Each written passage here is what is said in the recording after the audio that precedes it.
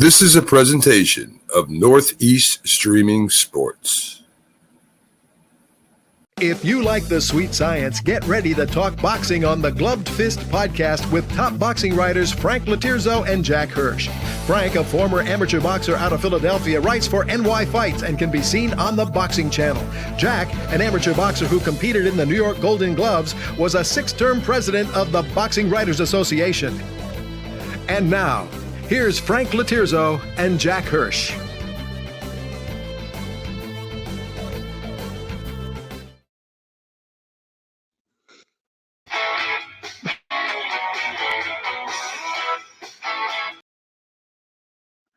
And we're back. Welcome to Glove Fist. My name is Frank Latirzo, full-time observer, part-time writer, joined by 6-term Boxing Writers Association of America, smiling Jack Hirsch.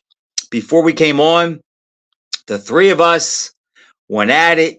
I don't know what happens, but when the lights come on, Mac and Jack get real quiet and the fighting stops. Jack, how are you? Can't hear you.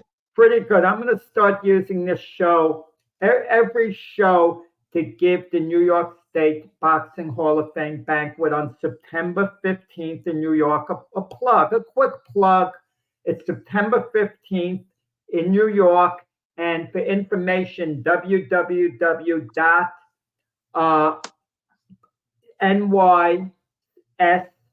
and then the word boxing, and then the letters HOF.org. Where's it at, Jack? NYS Boxing HOF.org for the New York State Boxing Hall of Fame banquet for all information. I'm the president of the organization, so I'm like a promoter. I'm trying to, get ticket sales going and everything because we rely on the box office. We don't have this big TV deal. We're not pay-per-view. If we were pay-per-view, you would get it, Frank.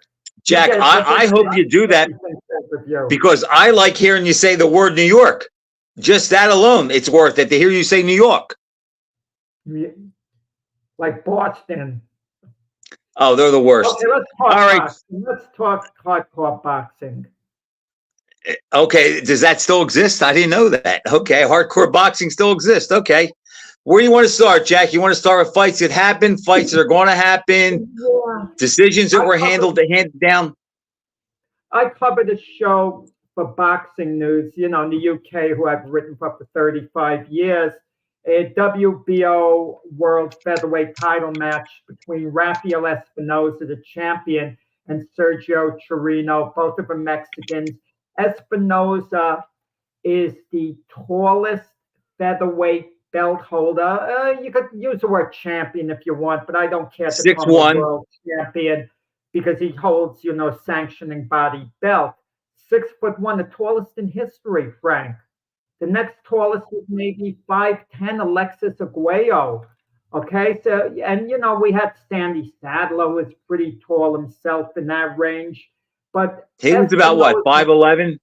Yeah. Espinoza, exactly. Espinoza goes against conventional wisdom because when the guy is that much taller than his opposition, he has a much taller reach. Everyone's assuming use your reach, box from the outside. They assume that tall guys can't fight on the inside. That's one of the myths. And he can. Just like they assume very short guys shouldn't be jabbing an opponent. Those are myths that exist. But Espinoza seems to be a special fighter.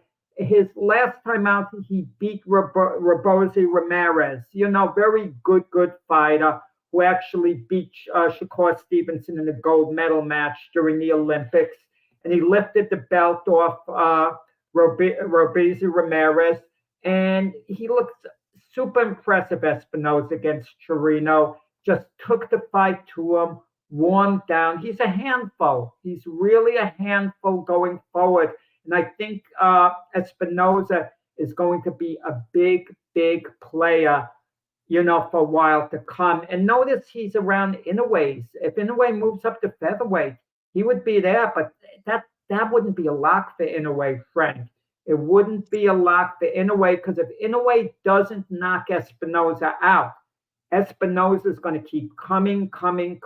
He punches hard. punches continuously to the body, to the head.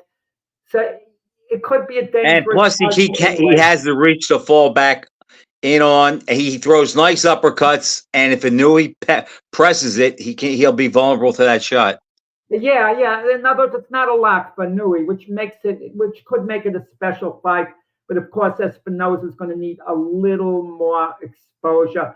Sometimes, Frank, I don't know about you. Sometimes I tend to overrate a guy, and then it burns me, because I was saying a lot of what I'm saying now about Espinosa, I said about Emmanuel Navarrete. And for a while, I was looking good with what I said about Emmanuel Navarrete. And then he recently lost his belt. When you say you tend to overrate him, Jack, what do you mean? Early? Yeah, when they first come on the picture, really, to the public, when they first get a big win, I like to project how good they're going to be. And sometimes I tend to go a little bit overboard. Like I thought in the past, Tom Boom Boom Johnson, another featherweight, in the 80s, the 1990s, actually. I thought he was going to be a future superstar. And this is before he won a belt on the way up. And he did win the IBF featherweight title and made 11 successful title defenses, but he was no superstar. He's not even on the ballot for the International Boxing Hall of Fame. I'm trying to think of some of the guys who I really jumped on early, besides Donald Curry. He did not reach the level I thought he would, although for a couple of years he was nipping at the heels at that level. I'll tell you the guy that I really liked a lot, Jack, and that was Robin Blake, a tall lightweight, about 5'11", who was an aggressive fighter who would go to war more than he would box and throw his reach out the window. But I thought Robin Blake was going to be good. Then Harry Arroyo beat him. He was never the same after that. I'm trying to think who else was I really high on. Well, this doesn't count because I was around him, so I was influenced by him. But I actually thought Curtis Parker at one time was going to make a lot of noise in the middleweight division. And, Jack, that's only because not only did I box him 100 rounds, but I saw him work over in the gym in back-to-back weeks Michael Spinks and Dwight Muhammad Qawi. And if somebody would have said to me, in 1979, who would you rather have a piece of their future? Parker, Spinks, or Qawi? I probably would have said Parker. And Spinks is one of the top 5 light heavyweights ever. I could make a case that Qawi is one of the top 10, and Parker never even got a title shot at middleweight. You know so what I was it off is, on that. Frank? It's like scouts that draft players. We project how these guys are going to be, and once in a while it falls flat. Some of the time it becomes a reality, and you can never tell. I saw Ron Lyle in his 4th pro fight at Sunnyside Gardens in Queens, and at that time, I was pretty young. I used to go home and write about the fights just for myself. Right. And I remember writing Lyle and Foreman and George Foreman on a collision course to someday meet in an explosive fight. And 4 years later, it became a reality. And look at the fight they gave everyone at that time. I thought I was high on Lyle at one time, Jack. I thought he was an outstanding boxer puncher. I thought he was going to beat Jerry Quarry, and that may have been one of Quarry's best fights. He didn't beat him. But he did knock out Shavers. He gave Ali trouble for about 10 rounds. Who else did he beat? Well, let's put it another way. Slot Lyle in Deontay Wilder's place with all the guys that Wilder fought. Chances are Lyle goes through them all, even though the first Luis Ortiz fight with Wilder wouldn't have been a lock for Lyle. It's conceivable Ortiz would have beaten him. But for the most part, if you slot Lyle in, Lyle does the same things. It depends who you come up against. I mean, in all probability. But Lyle was a good boxer, Jack. He had good form and power in both hands, and he had a really good chin. He really didn't tire, but his window was so short because he got started so late. Right. In all probability, Jerry Quarry beats Deontay Wilder in all probability because Quarry had a tremendous chin. So even if Wilder tagged him a big shot, chances are he doesn't knock Quarry out. And Quarry, you know, it might be an ugly fight if Wilder laid back, but chances are Quarry. Jack, you just set me up to ask you a question, and I'm interested on your take. Right before we came on the air, did you see my post on the 55th anniversary of Frazier Quarry 1? Yeah, I did, but I put the newspaper clip up. Okay, yeah, and I said in that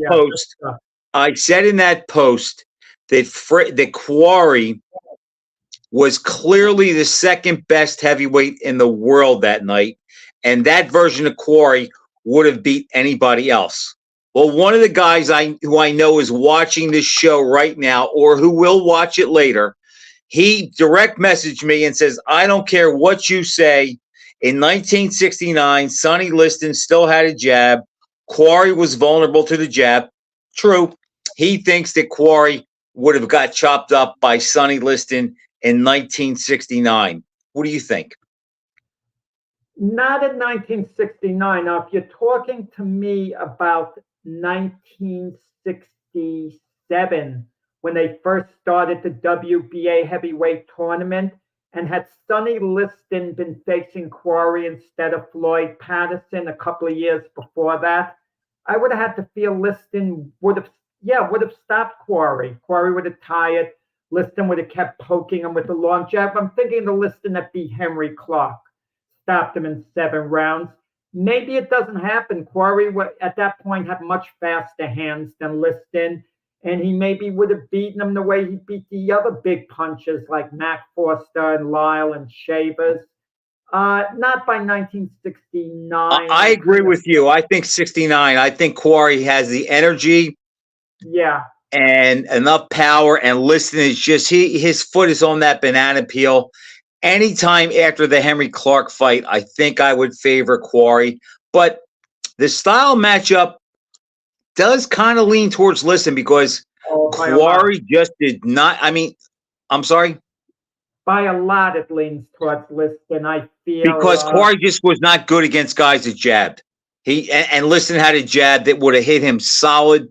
You'd be seeing Quarry's head fly back, his hair be flying back. But if he counterpunched and moved away and boxed and picked his spots, he might have a good shot to get by him. But that Quarry that fought Frazier in 69, I'll tell you what, I don't know if anybody else but Frazier beats him that night because Quarry was on that night. You forget Muhammad Ali was still technically around. They just weren't allowing him to fight. But he hadn't fought in 2 years, and it would be another year and a half before he'd fight. Okay, so I meant guys that were active.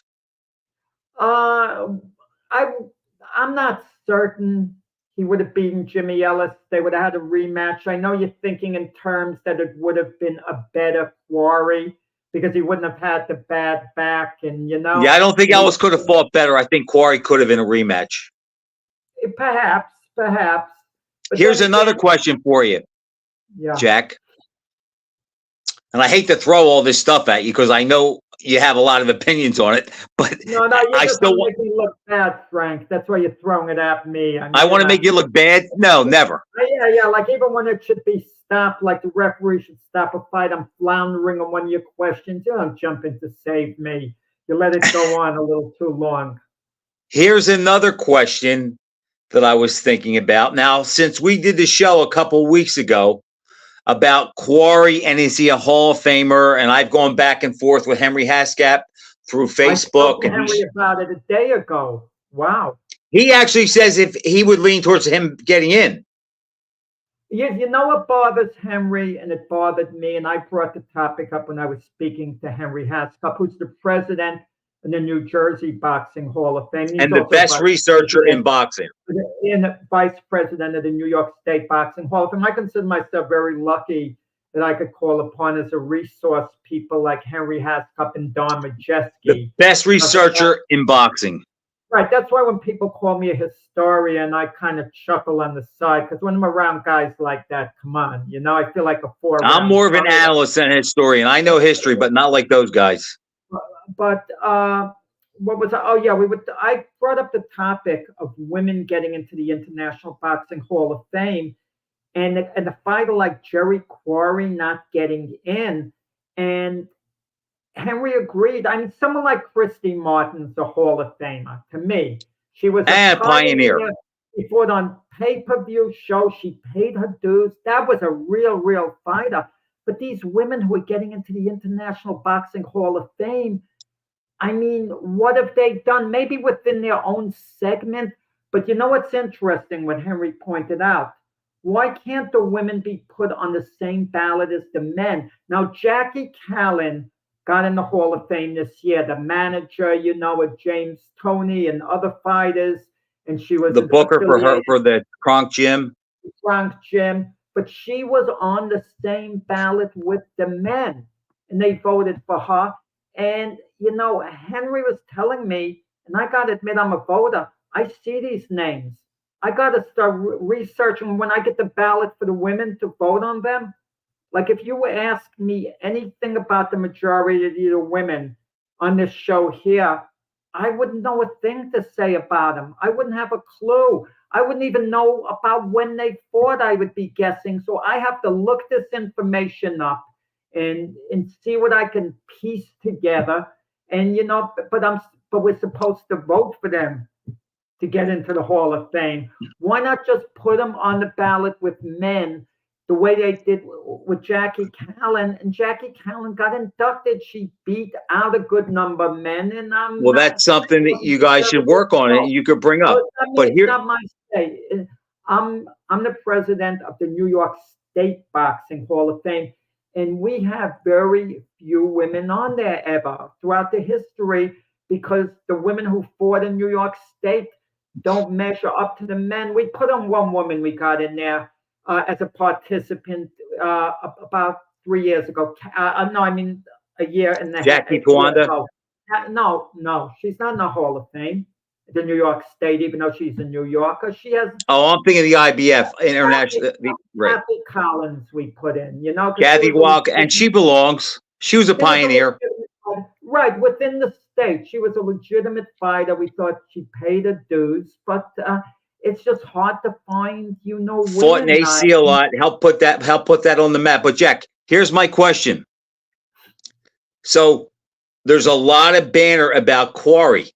Now, could you put Jerry Quarry in without putting Jimmy Ellis in?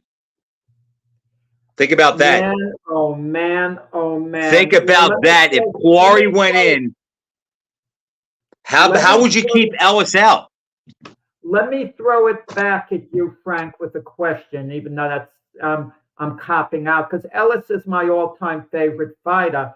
But because I related to Jimmy Ellis. Ali and Freddie. I was a big fan of Jimmy Ellis myself, Jack. Ali was too great for me.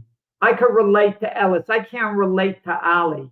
He was too great for me. I could actually relate a little bit to Smokin' Joe because of his personality. He was the coolest guy around. I love Smokin' Joe. And since we've talked about that, I'm starting to see that a lot. How guys say how cool he is. But go ahead. What was your question going to be about Ellis?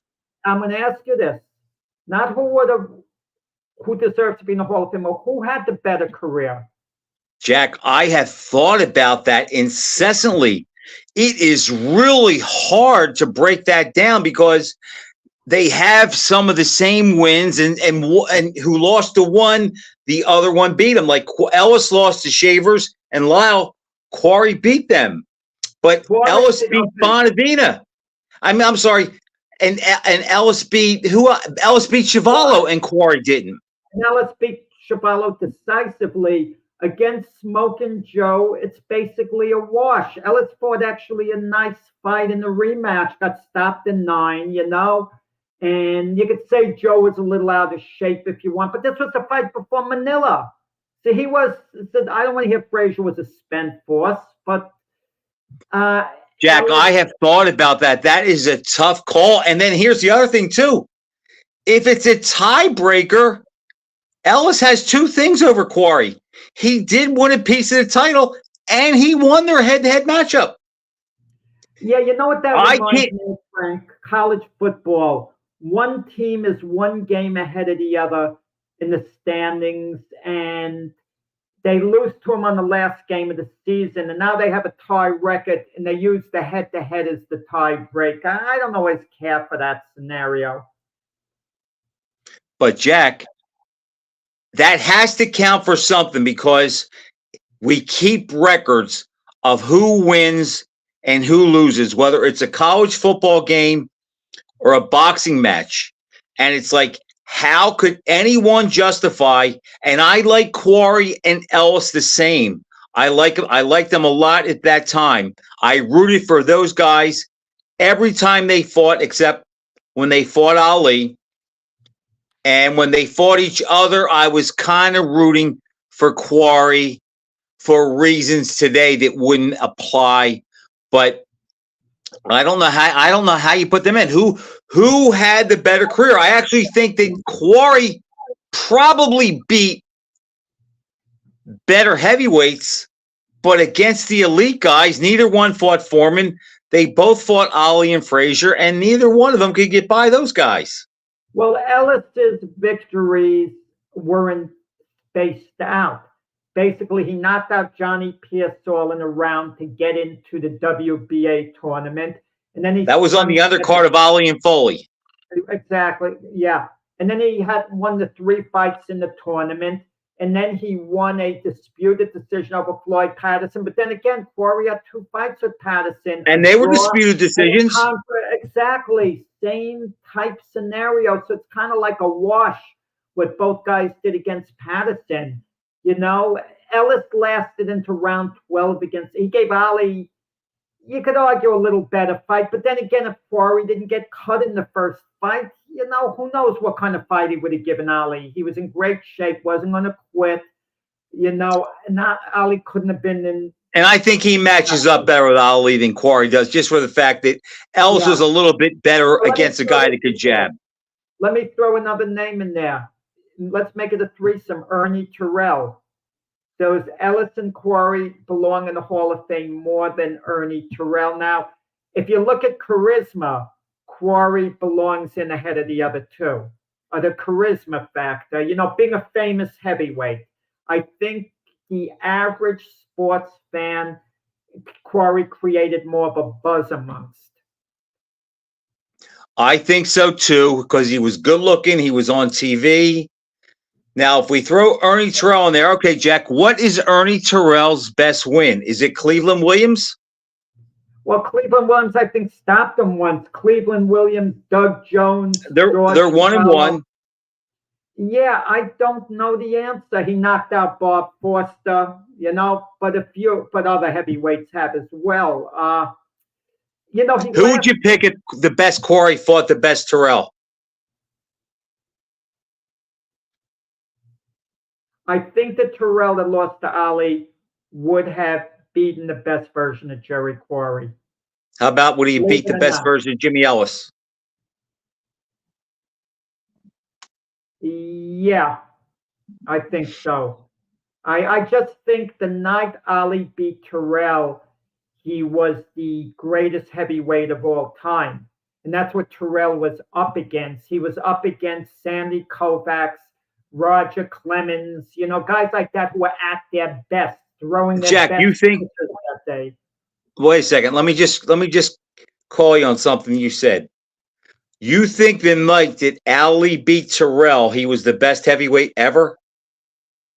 I think in that little window, I don't think any other heavyweight beats Ali, you know, at that time. I think Ali, if he fights Joe Frazier, the first fight, Ali wins a close decision. Frazier gives him pure hell, but I think Ali could run enough and box enough to get a few of the rounds that he lost in the fight of the century. He could win close rounds. That way it would be a fight that would be pure hell for Ali, be exhausted at the end. He would escape with a decision, 8 rounds to 6 and 1 even. That's just my viewpoint. That's interesting, Jack. I disagree with that, but I mean, I don't think it's far-fetched. I disagree with that, but that's a good point. If you talk about Terrell and Quarry and Ellis. I think you could make a case that Quarry probably fought the better opposition, but he never got the title, where Ellis and Terrell got the title basically because of politics and Ali being taken out of the sport, because if he's not taken out, they would have never sniffed the title because he would have been there.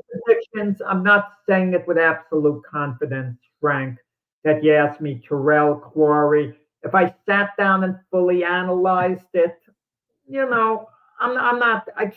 If they fought a few times, let's say if you ask me if they fought 3 times, would one man sweep all 3 fights? And I would say no. Okay. All right, how about this? It's an imaginary tournament, and the stakes of the world depends on it. And you have to pick either Ellis, Quarry, or Terrell to go out and defend our country or world against an unknown opponent. Who would you pick of those 3? Like against Ivan Drago? Again, just against an unknown opponent, but the guy you're going to pick who you think would be the hardest to beat or has the most ways to win a fight. That's a tough question. That is a really tough question. I'm thinking of Quarry mentally. I think Ellis was stronger mentally, actually, even though the image might not have portrayed that. Quarry would do a little too much thinking. Let's say it's against Ivan Drago, the fictional Russian in the movie Rocky. I would say Quarry against an Ivan Drago. Quarry against a tough guy. I like him the best. But what if the guy's a really good boxer and has a good chin? Quarry would probably have the hardest time. It's a tough call. It's interesting. Quarry's the most popular of those 3. Jack, you brought in the Terrell thing. I hadn't thought about that. But as far as Quarry, because he's so popular, we talk about him. But if Jerry Quarry ever makes the Hall of Fame, boy, Jimmy Ellis has to be right behind there. I'm going to talk to Henry about that. Baseball, no, you never know. It took Phil Rizzuto, the Yankees shortstop, years to get in the Hall of Fame after Pee Wee Reese did. And when they played, they were like one of the same. If you put one in, you got to put the other in. That's what everyone was saying, but that didn't happen. You would think they're so closely linked that it should happen, but it always doesn't play out that way. But I'll tell you why Quarry, I think, belongs compared to some of the other names in there. When you look at it, just the idea we're talking about him the way we are. That means how compelling and famous a personality he was. And I thought of one more thing, Frank. Those big wins Quarry got throughout his career, if he was champion, bring those wins together. And let's say he was a champion and put a list of title defenses and make believe they were for titles. It's pretty impressive. Oh, you KO'd Shaver. You KO'd an unbeaten Matt Foster. You beat an unbeaten Ron Lyle. You beat Thad Spencer when people considering him to be, some people thinking he was the best heavyweight in the world at that time. He was at that time. Yes, they did. Yeah. And he beat a good Buster Mathis pretty decisively too. Right, exactly. All right, Jack, but let's say the one thing about Quarry that everybody whispers. Do you think part of his charisma had to do with him being white and the only white heavyweight at the time? I do think it played a part. It does, but let me throw this at you though, okay? Sometimes things are novelty when they're different, and I know racism has been terrible in this country. It's been a crime. But Quarry was a novelty. Black people, but so if you get a white guy who can suddenly fight and do things, it's kind of novelty. Think of the phenoms that come up. Ohtani in baseball. People are making a big deal over him. And you think of Michael Jordan in basketball. Now people are saying Caitlin Clark, well, because she's white. If she's black, she wouldn't be a big ticket. Well, Isaiah Maybe Thomas not. said that about Larry Bird. Maybe right, maybe not. But the point is, you get a Michael Jordan when you get someone who's different in a sense. It's just. But what at the end of the day, what does it matter? Especially in boxing, they go in the ring. No, it and they- doesn't matter. But Jack, I do think I do think it does play a part. As I said earlier, Yeah. I rooted for Quarry. I liked Jimmy Ellis a lot, and I thought Frazier was great. But I rooted for Quarry to beat those guys mainly because he looked more like me. I was a 10-year-old kid. I wanted to see somebody who looked more like me dominate than someone who didn't look like me. And that's the thing that made Ali so popular, Jack, because I remember the night he fought Jerry Quarry the first time, and that's one of the few times that my father didn't take me to see the fight closed circuit because I got in trouble. I think I was in 5th grade, and I got in trouble at school, and he told me if the teacher sent a letter home for me being disruptive in class again, he was not going to take me to the fight. I didn't pay him much mind. I probably acted up in class. The teacher sends a letter home. Now the fight comes up a week later. And he said he wasn't taking me, Jack. And I didn't believe him. And I didn't believe him until him and my uncle got in the car and I saw them pull away. Which fight However, is this? Which fight? the first Quarry Ali fight. Oh, the Ali's close return. circuit. Okay, so I didn't believe he wasn't taking me till I see them pull away in my father's car. But my father said, look, I'm not taking you. He said, but I'll go to a phone booth after the fight's over and I'll call the house and I'll tell your mother who won so she could tell you. Now, I'm thinking to myself, who do I want to win? It's Ali, but I kind of want Jerry Quarry again because he looks like me.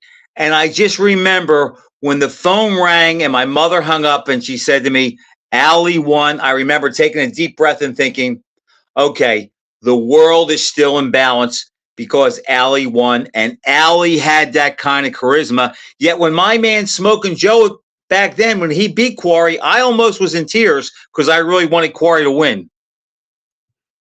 I can tell you a little bit of a funny story. I knew one guy, he was a blatant racist, this guy, blatant racist, but he loved talking boxing. He'd want to talk boxing with me all the time. I mean, he loved it. But this guy was still blatant racist, Frank. I mean, inexcusable, some of, the comments Right. he would make. I didn't, care for, it's kind of distant guy. I knew more of an acquaintance. And I asked him, well, the Frazier Quarry fight. I mean, who you rooting for? He holds his head down. He says, I hate to say it, Smoking Joe. That shows you how cool Smoking Joe was. That surprises me too. Smoking Joe. He thought Smoking Joe was just such a cool guy, the way we talk about it. So, but that's... Jack, when I was a little kid, I couldn't stand Joe Frazier. Do you know why? Because I always thought that he could be Ali's nemesis and be the guy to beat him. And because back then, as a little kid, I loved Ali so much. But I'll tell you what, I used to have nightmares when Frazier fought. I just thought he was unbeatable. I remember in school winning bets. Even the first Ali fight, betting guys 50 cents, $2, $3, $1. And I took Smoking Joe when he fought Bonavina, when he fought Quarry, when he fought Ellis, Foster, and Ali. I didn't think he could be beat. Jack, you know what? Look how much fun that was talking about the old fights and fighters. And there are two fights that we're going to look at, and it's just not the same. I saw a comment, Craig Wright, boxing's always been racist, sports has always been racist, America's always been racist. I can't argue with Craig's, point of view. But I'll say this, Harry Wills, a great black heavyweight in the 1920s, was deprived of an opportunity to fight Jack Dempsey for the heavyweight title. And because Jack Johnson was so controversial, and Jack Johnson himself, he didn't give black men a Jack chance Johnson to gets a pass on a lot of that, Jack. Right. I mean, his conduct really set things back. And then when Joe Louis won the title, Joe Louis conducted himself in the best possible way. And it, basically opened the doors, in a sense. But imagine had Joe Louis been acting. And now, let me put it another way. People now say, well, Joe Louis just went along and did whatever. But that's what he had to do at the time. Unless you have a comment to make, Frank, I would like to kind of move on and talk about this weekend's fights coming up. Okay, Jack. Well, I'm not going to deny there's been racism in sports. We've come a long way. We still have a lot of work to do. But look, at that time, that existed. And if you remember back in the day, Ali loved that Jerry Quarry was white because he thought it meant more money. And remember, he was going to try and make fights with Dwayne Bobbitt and even Mike Rossman at one time because they were white. Well, Ali exploited the race angle. He wanted Chuck Wepner to call him the N-word. And Yes, he did on the Mike Douglas show. Right. Ali kind of tried to have fun with it and all, and he got a kick out of white heavyweights. I mean, they kind of humored Ali in a sense, but that was Ali, he had some sense of humor. All right, Jack, let's talk about the Estrada Bam Rodriguez fight. Estrada 44-3, 28 knockouts. Bam is undefeated, 19-0, 12 knockouts. They're going to fight at, I believe, 115. Bam is a comer. I just think it's a typical passing of the torch. Estrada's 34. Bam is 24. I think the handwriting's on the wall. An aggressive guy like Bam, who throws a lot of punches, puts pressure on you. Estrada, more of a boxer puncher, but maybe even a little bit more counter puncher. I just think the handwriting is on the wall. I like Bam to win the fight. Yeah, Bam's already had some really big wins in his career. And you wonder whether, he beats Estrada, and I guess they maybe are going to match him with Chocolatito Gonzalez after that. And then I hope not. Fight. But Chocolatito's not necessarily way past it. Not necessarily. He's not the fighter he was. But he lost a close decision to Estrada, in his last big fight. But I'm just speculating. He also beat him too. Yeah, I'm just speculating. I think he gave Estrada his first loss, actually. But Chocolatito, Jack, that style for a little guy like that at his age, I just don't like him going up against a banger like Bam that really puts the heat on. But I'm sure the money will be good. Yeah, and Bam took out Sonny Edwards, and but something about Bam Rodriguez, we thought he was trending to be on the short list of pound-for-pound candidates, but all of a sudden people stopped talking about him. You give him a top 10 pound-for-pound, and even though Bam belongs on the top 10 list, he's a name that's easy to forget.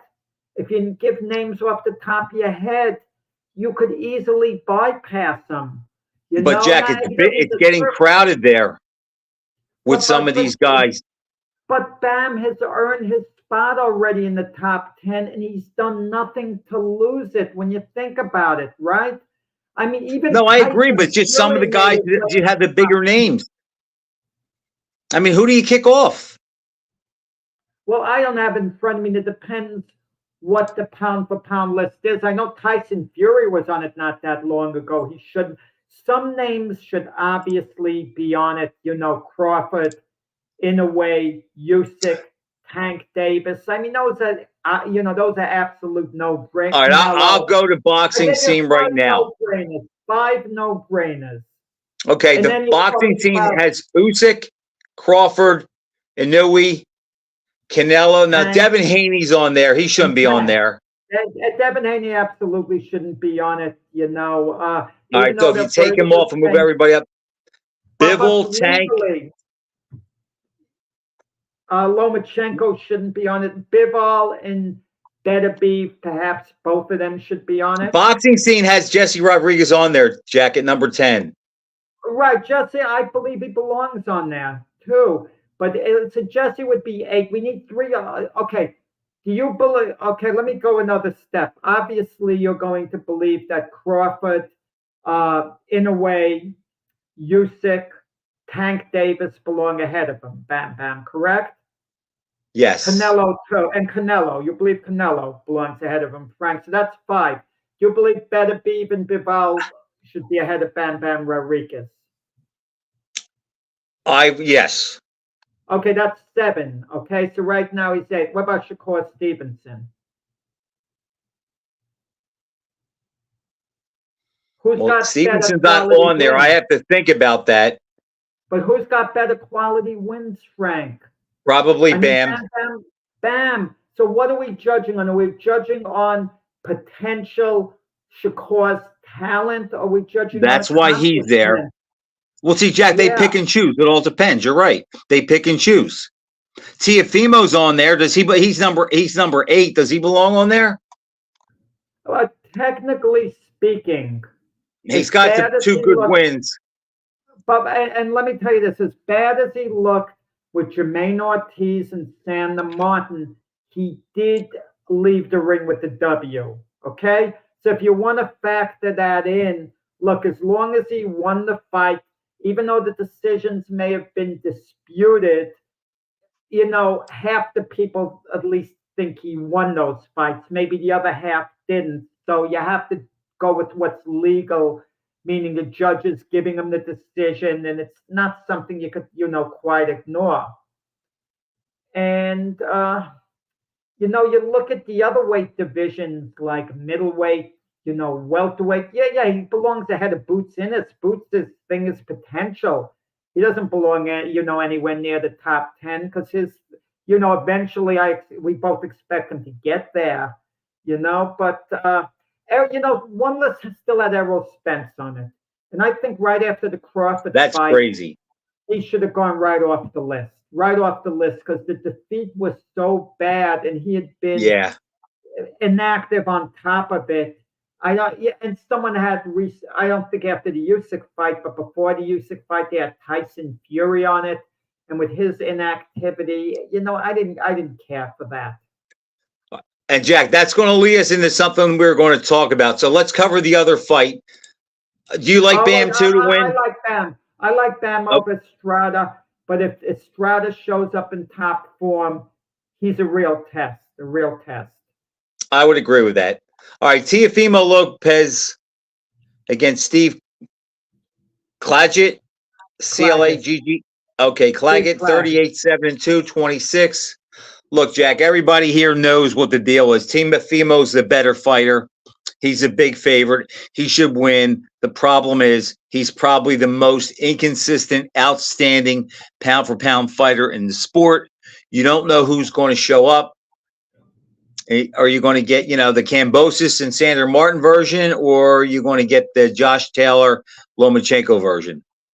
There's something about the way Teofimo's career is being handled that strikes me the wrong way, Frank. He had an absolute monster win over Vasily Lomachenko. He should have been at that point as popular as, let's say, Ryan Garcia is today. And we'll talk about Garcia in a little bit. But he never capitalized on that. What a victory that was over Lomachenko. Well, didn't he price himself out at some fights too?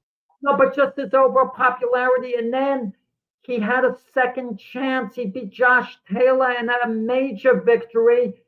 And rather than capitalizing on it, these fights he's taking seem more like comeback fights, comebacking after a loss.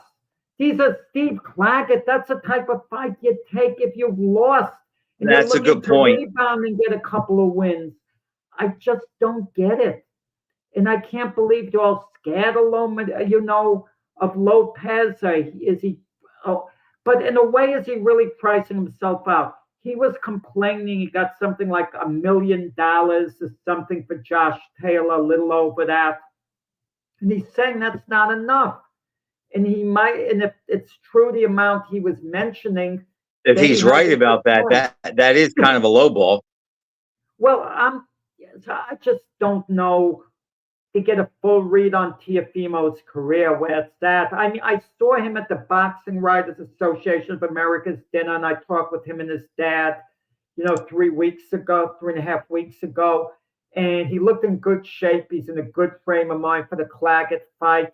But you know what I don't like about the Claggett fight, Frank?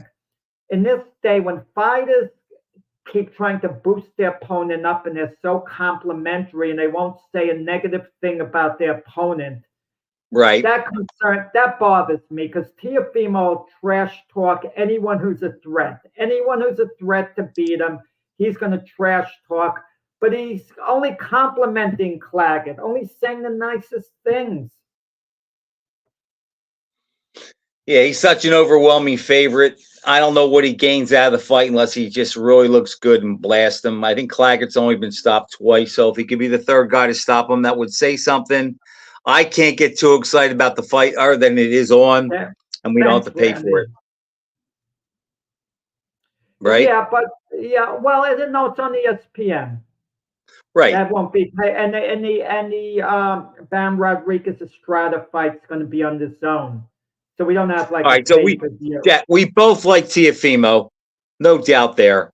Yeah, I mean, but Teofimo is a strange one. Teofimo at his best could beat. I'm not saying he would, but could beat anyone in and around this weight class on a given night. He's a handful for anybody, 135 to 140. There's no doubt about that.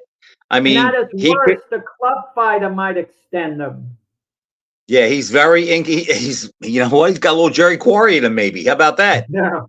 A little bit. All right, Jack, there's two topics that we want to get to that I know we both have strong opinions on. So let's talk about Ryan Garcia. He was suspended for a year. The fight was declared with Devin Haney a no contest. Okay, now Devin Haney is installed back, I believe, as the champion, and he's undefeated. All I can say is this, Jack, regarding Ryan Garcia, and let me just say this in all fairness. I don't like Ryan Garcia, so it's hard for me to be totally objective, but I'll just say this. I think 1 year is an absolute joke. I don't think it's a deterrent. He would have only fought, what's he fight, once every 9 or 10 months? So we're talking about he's really penalized one fight. He says he's retired. I think it should have been a 2-year minimum, and I would have been okay with 2.5 or 3. But I just know he's a draw. He's a name. They're not going to do that. But I was very disappointed in the decision. Frank, boxing's a gutted sport. We should acknowledge that. You know what gets me about this too? Now, the WBC president, Mauricio Suleiman, now he's a very nice person. I sincerely mean it. He has a heart of gold, Mauricio Suleiman. But his attitude on this is this. We're not going to punish Ryan Garcia. We're going to try to help him. He needs help. Now, Ryan Garcia was a cheater. That's not an illness necessarily cheating. You're a cheater. You try to mindset, right? It's not like he had an addiction to, some type of drug, and he needs to go to a rehab center and dry out and get counseling. We're all sympathetic over someone who has a genuine addiction. We all want to see them get help, but Garcia cheated. It's obvious he deliberately took something. All athletes say, oh, I don't know how it got in my system. Listen, on a rare case, it could happen. Don't get me wrong. There's a documentary 30 by 30 called False Positive. Butch Reynolds, the 400-meter runner. It was recently on ESPN. I'm not sure. He tested positive.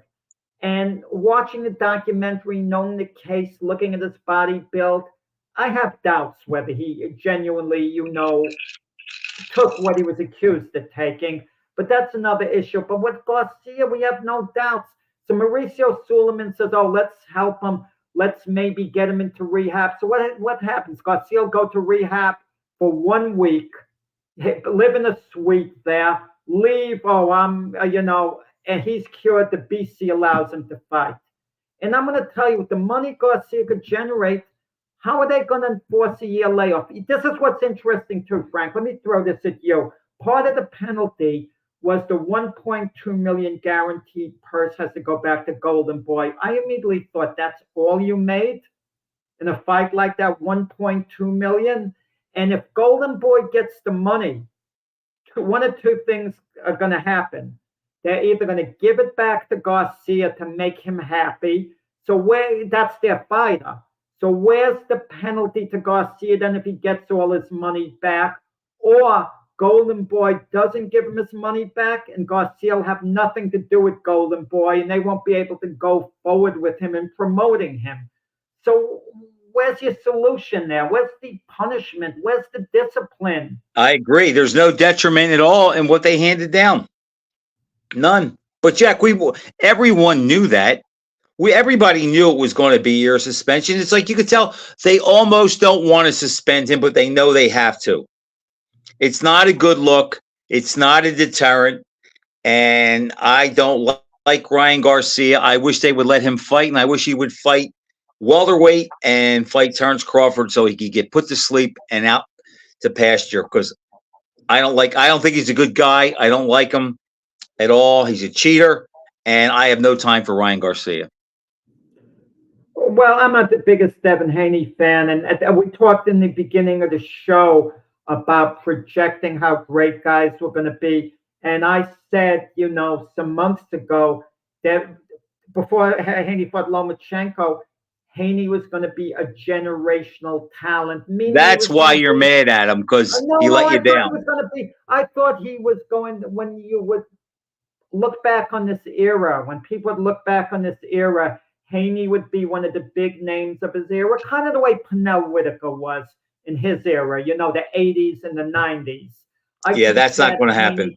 No. So I was wrong. I missed it. That was my draft choice. I thought was going to be a great player. But I think Haney will win a belt again, maybe 2 belts, be a good fighter going forward, maybe getting 1 or 2 big wins, and then someone will knock him out. Okay, and I don't find any fault with that. I agree. Let's hit the other topic. Tyson Fury says he's watched his fight with Usyk countless times. He says he was robbed. He scored at 116, 111. He only gave Usyk 3 rounds, I believe the 8th, 9th, and 10th. What are your thoughts on that? Because I have a lot. I had Usyk up 1 point. I believe you had him up 1 point, Frank. It was a close fight. The consensus is just about everywhere that Usyk won the fight, that it was a very close fight. Usyk won. That was the consensus, okay, all over. And it shows me Fury's not there mentally. Because of all he said, I thought I edged it out, but, the judges call it as they did. I'm, just focusing on the rematch. I would love that attitude. But this shows me the clown still exists in Fury, saying, he was winning so easily. He decided to give Usyk a couple of rounds, and Usyk got in a lucky punch and dazed him. That's all Usyk did. And it makes me rethink my prediction of Fury winning the rematch now. Just like I originally picked Fury to beat Usyk in their first fight, but then after I gave it a lot of thought, Fury's mindset compared to Usyk's, I thought the man that was much tougher mentally would win. And this shows me it's the same Tyson Fury as before, but it's just going to be an older Tyson Fury the second time around. I'm 50-50 on the rematch now. Who's going to win? I like Usyk to win the rematch, Jack, but I do want to see how Tyson Fury, for the first time in his career, is going to have to come back against adversity. Let's see what he's made of. As far as his statement about the fight being a ripoff or he was robbed, look at it this way. You can score a fight. I can score a fight. There's some other guys that we both value their opinion who saw the fight the same way we did, and one of the judges saw it the same way we did. So we had it by 1 point. The thing that makes the fight look like it was a bigger, more lopsided win than it was because Usyk really had the big 9th round and the knockdown, and some, by the letter of the law, the referee did the right thing. Some people have a hard time with him stepping in, but we both know the ropes kept him up. That's the knockdown. Okay. But if you're Tyson Fury, and there's a fight that you and I saw him lose by 1 point, I don't think, and I know he's a wacko, but I could see where he could absolutely believe in his mind that he was robbed because it was a close fight. And I'm sure he thought he was probably doing even a little better than he was. But if I lost a fight by 1 point like that, I think I would be trying to convince myself that I won, and I would be trying to sell it to other people to see if I could get them to buy it. Again, I had it 6-6 in rounds, Jack. The knockdown was the difference, that big round by Usyk. But, Jack, after 7 rounds, and Joe Bergman, I watched the fight with him, I'm telling you, I said 7th, 8th, 9th round, I said, Usyk has lost his fight if he doesn't turn it on now because he's almost too far behind. And look, for a while, Fury was having some big rounds and handling him. Never had him close to going down, but hurt him to the body, had him shook, and was winning the rounds relatively easy until the 8th round. So I don't like Fury's mindset, but I can see why he said what he said, and he believes it. But no, the right guy got the decision, but I could see where Fury's coming from. Yeah, you mentioned a good point about the late rounds. They're called the championship rounds. Certain fighters excel in those rounds. They're going to come on. I mean, I know you've been critical of Mayweather, but he excelled in the late rounds. Opponents couldn't keep up with him. Zab Judah jumps off to a big lead, couldn't keep up. Shane Mosley beats him the first couple of rounds and wobbled him a couple of times in the second round.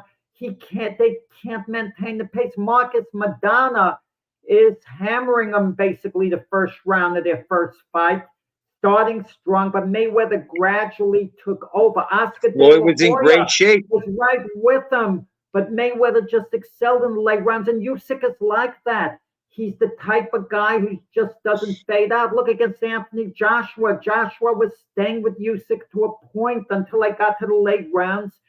And that's where Usyk got the victory. Usyk is a real fighter, Jack. He's in shape. And I respect the fact that, like Sugar Ray Leonard against Hearns the first time, when he was blowing it and losing it, he upped the rent and he did what great fighters do, and he closed strong. And at the end of the fight, you come away saying he was the better fighter that night. And I wonder Fury's mindset for the rematch. I really do. He knows Usyk can hurt him now. None of this nonsense about, he's a little cruiserweight. A cruiserweight can't, really hurt a heavyweight like me. He called him a middleweight. He hurt him bad. And, we'll see. The fight's December. I got a feeling it's going to get delayed again when it comes to Tyson. I do too, but I hope not. Fury said also before the Usyk fight, legacy doesn't mean anything to him. It's only the money. He says, I'm honest. Well, that's what you say when you lose. But now that he lost, it seems that legacy is so important to him. He's not laughing, well, I got my paycheck. What does it matter? But whatever. Well, Jack, think about this. Right now, Fury, based on his last 2 fights with Ngannou and Usyk, his stock has really plummeted. And we look at him completely different. But let's just say he beats Usyk without any controversy in a rematch. We're going to reevaluate him again and look at him a lot different. And he has that to shoot for. He can reset his legacy and the perception of him as a great fighter if he has a big night in the rematch. So it's still there in front of him is my point. Right. There's so many scenarios, guys, that could redeem himself. And basically the last thing to say here, Fury could beat Usyk, then fight Anthony Joshua, and Joshua could knock Fury out, and Joshua could be the one that ultimately is on top of the mountain despite the 2 Usyk losses. But Right, but we can only go one fight at a time, and so Usyk can undo a lot by beating.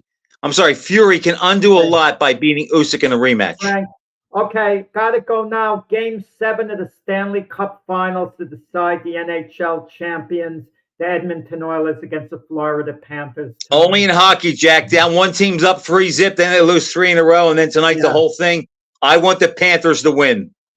They'll, if they don't, they'll be the Tyson Fury of the hockey world. Okay, Frank. Till next week. Good night, everybody. Thanks for watching.